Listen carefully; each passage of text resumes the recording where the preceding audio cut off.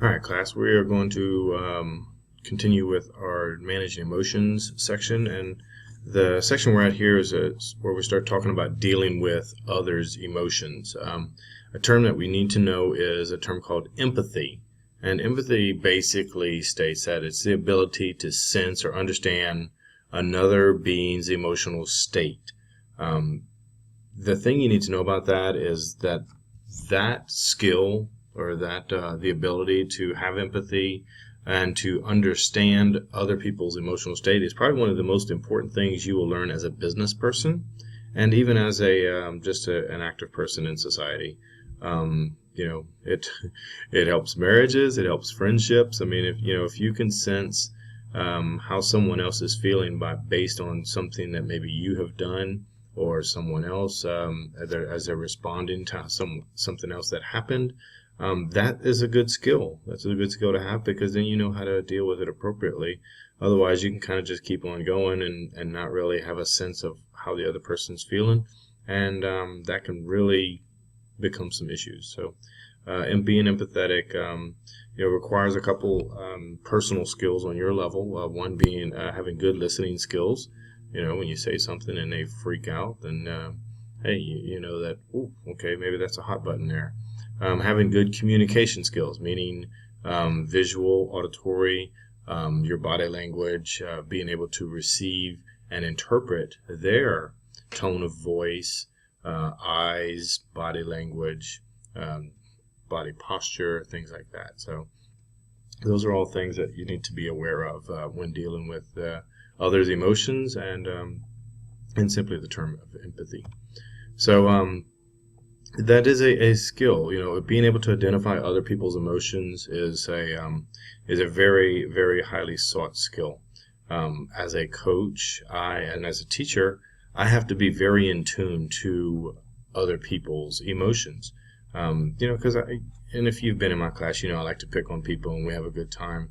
But sometimes you have to be able to sense if you're hurting someone's feelings, and there's things that you can do to help that happen. One is look at someone's eyes.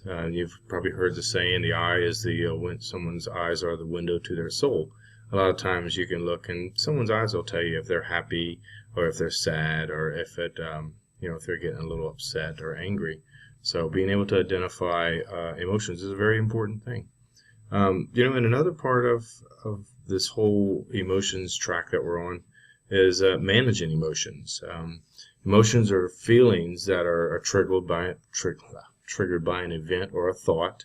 And when you manage emotions, you control them so that they do not affect your judgment.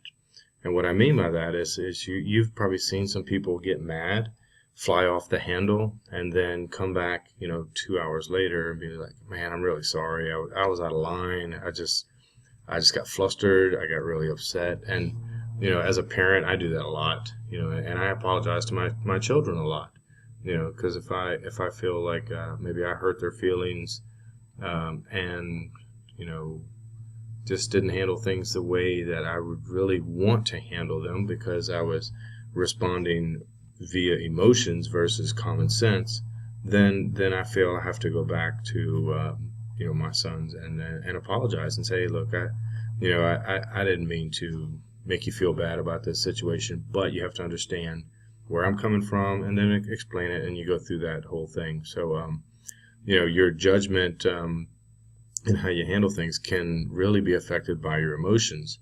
So let's take a look at something real quick. How you manage your emotions, there's actually kind of like a 3-step process. First, you have to recognize that your emotions are being affected by a particular situation. And sometimes that's difficult. Being able to actually recognize that I'm responding emotionally versus with my sense, and with knowledge and with experience. Maybe I'm just responding emotionally here. So you have to be able to recognize those types of situations. You also have to be able to accept that, okay, yes, I do have to address this maybe a different way versus just using emotions. And then you have to learn to control. And let's use anger as And you can use all sorts of emotions. You can use love, which is an emotion. You could recognize that, yeah, you're in love with someone, or you're really infatuated with someone, you really like them, and then you have to accept that, okay, I have to make sure I'm not going to do anything stupid here, just basically on love. I'm not going to go and quit school and move to California just because I really like this guy or this girl.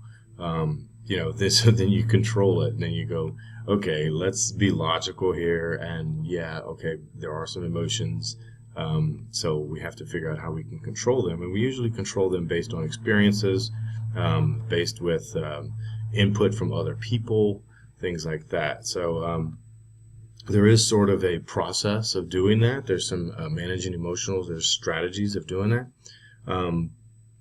Let's start with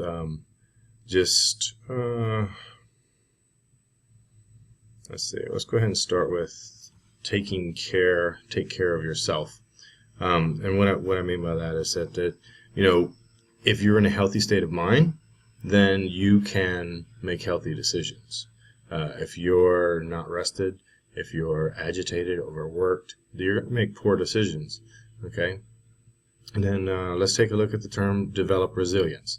To be able to develop resilience, you have to have been through something. Okay? It's really easy for someone to deal with a breakup when you've already been through a breakup. Does that make sense? So it's easy to deal with a bully when you've already dealt with a bully. Okay, it's easy to deal with being corrected by someone when you've already been corrected by someone. You get what I'm getting at here. You learn to develop a resilience and the ability to not let things get to you so much that they overtake your senses, and correct responses, healthy responses. The ability to keep things in perspective. That is definitely emotional strategy for managing emotions. Understanding that when someone, let's say you were in a relationship and something happens that relationship is no longer there, it's not the end of the world. You still have a huge part of your life to continue on, so do they. Let's say you have a dog that passes away, a dog dies. Okay, it does hurt. There's going to be that void there for a bit, but keeping things in perspective, it's not going to be the end of the world. There are other dogs out there, I promise. You've probably even heard the old saying, when someone breaks up in a relationship, there's plenty more fish in the sea, which means in perspective, okay, you still have a long life ahead of you. You still have a lot to maybe offer an individual. This is not the end of the world. And then expressing your feelings. Let's move on to that. It is a very good strategy. Being able to vocalize and act upon your emotions and your feelings is a good, healthy thing if it is managed in a positive, healthy way. Now, meaning, let's use it this way. Someone comes up to you, says something you like. Well, I'm about to express my feelings all over your face. Not so good. Okay? Someone comes up to you and says something you don't like. I'm going to express my feelings with the thought that if I don't express my feelings, this person is going to feel like maybe they can do this to me. They come up and insult me. I'm going to, maybe deal with this in a way that to let them know, hey, I don't appreciate you, thinking you can just treat me like that. I don't treat you like that. I expect the same respect I give to you. I had to have this talk with my son this past weekend. But did I get upset and wanted to express my feelings a different way? Yes.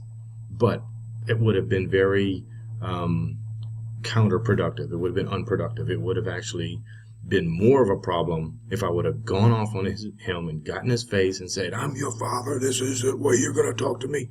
No, I just said, hey, look, you ain't going to talk to me that way. I respect you. You're going to respect me. And we talked it out, and everything was fine. But so being able to express your feelings, having feelings is 100% normal. So being able to express them effectively is a good thing as well. So look, from here, yep, that's it. From here, what I want to do is I want you to write down on a piece of paper three things that you deal with to where you have to manage your emotions. I want you to take that, write them on a piece of paper, and then hand them in. You can tear them into slips or whatever, because what we're going to do is we're going to exchange them. And then I want you to, what we're going to do is you're going to exchange them, and then you're going to answer how you would manage that particular situation. And then we're going to talk about it as a class, and we'll see how different people manage different situations, or the same situations differently. And we'll find out why that is. So it'll make a good little discussion. So sorry this video went so long. Hopefully you found it interesting, and I'll see you in class.